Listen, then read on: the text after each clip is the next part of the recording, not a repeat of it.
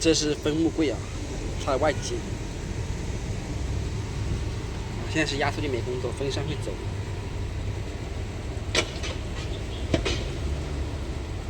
但是这边线路坏掉，还会线路坏掉，高兴的笑，但是没用，它是接过线的。我们现在检查一下电容有没有坏掉，压缩机启动不起来。大家看到这个，有没有看到金钱的样子？还有闻到金钱的气息啊？这是什么？很多油的样子，漏液了。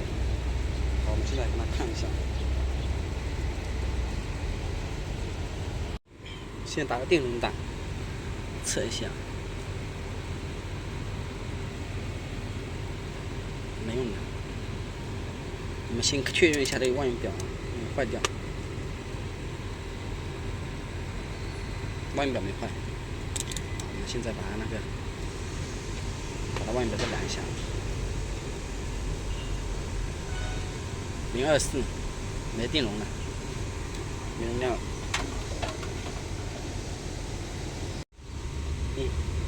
现在换了个新电容，看一下，这是新的，这是。咦？哦，有35，看，我这次新的就是不一样啊，满满的容量。这旁边有一个黑黑的，不知道是不是也是电容啊？这什么鬼东西？来看，大家看得清楚吗？这黑黑的，这什么东西？这个还加了个电字。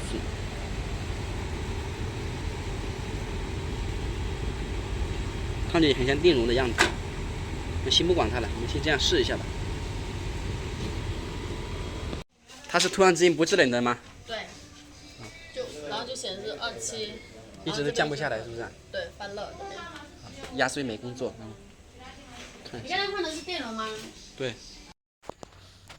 原本想收他150的，后面前不久他说有个师傅才换80块钱电容。哎，这个等于说跟前面的，所以说我们为什么价格有些时候抛不高，就是因为跟前面的师傅相冲突了，你知道吗？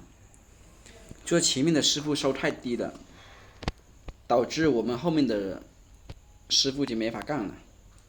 他把单子给我看了，是80块钱，我去，我说80块钱赚什么钱呢？是不是？一个电容都20块钱，你还检查7、8个的。后面我说那我最起码我要120，我这个电容是比较好的，哼。所以说我们嘴巴也是会讲一下。